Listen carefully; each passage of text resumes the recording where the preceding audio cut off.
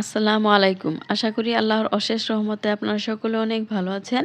আমিও ভালো আছি আলহামদুলিল্লাহ। আজ আপনাদের সাথে শেয়ার করব বেবি ড্রেসে কিভাবে হাতের কাজ করা হয়। তো আশা করি ভিডিওটি আপনাদের কাছে ভালো লাগবে। সম্পূর্ণ ভিডিওটি দেখতে থাকুন।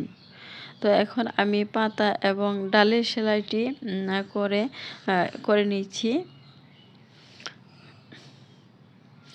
এখন আমি ফ্লাওয়ারের কাজটি আপনাদেরকে করে দেখাবো। এখানে ফ্লাওয়ারটি করার জন্য একটি বৃত্ত ড্রয়িং করে নিয়েছি এবং তার মাঝে বেশ কিছু দাগ কেটে নিয়েছি। এখন দাগে দাগে সেলাইটি করে নিব। তো প্রত্যেকটি দাগের মাথায় সুচটি উঠিয়ে মিডিল পয়েন্টে এনে সেলাইটি মিল করে দিচ্ছি।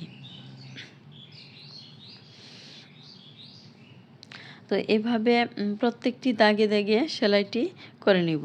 আমি চেষ্টা করি আপনাদেরকে খুবই ইজিভাবে কাজটি দেখানোর এবং শেখানোর।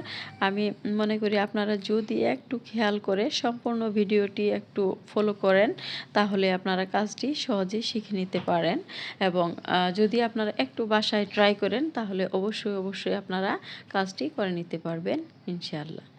তো দেখুন আমি দাগের সেলাইগুলো করে নিলাম।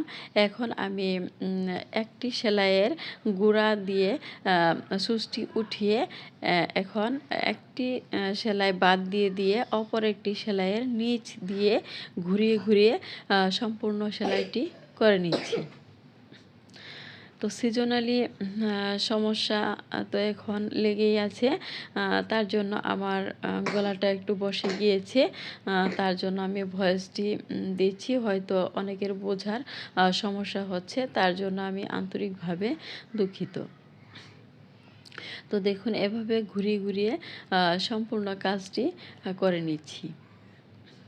তো ভিডিওর এই পর্যন্ত যারা এসেছেন তারা প্লিজ একটি লাইক দিয়ে দিবেন এবং চ্যানেলটি সাবস্ক্রাইব করে পাশে থাকা বেল বাটনটি অন করে রাখবেন। তাহলে যে কোনো ভিডিও আপলোড করা মাত্রই সাথে আপনারা পেয়ে যাবেন। এবং পেজ থেকে যারা আমার ভিডিওগুলো দেখছেন তারা লাইক ফলো দিয়ে দিবেন। তো দেখুন এভাবে ঘুরিয়ে সেলাইটি অনেকটুকু করে ফেলেছি আপনাদের সাথে কথা বলতে। এখন আরও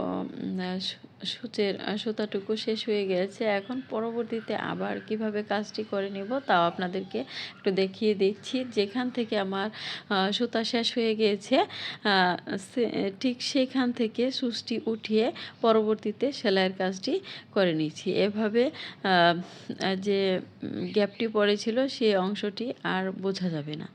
তো দেখুন সেলাইটি করার ফলে দেখতে কতটা সুন্দর লাগছে, একটু ফুলে থাকবে। তো দেখতে খুবই সুন্দর লাগবে।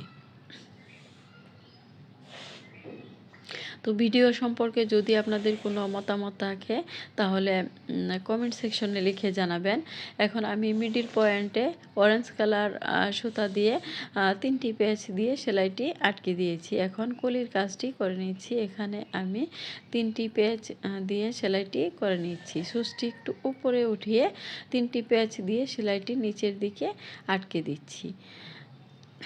তো সবাই সুস্থ থাকবেন, ভালো থাকবেন। আল্লাহ।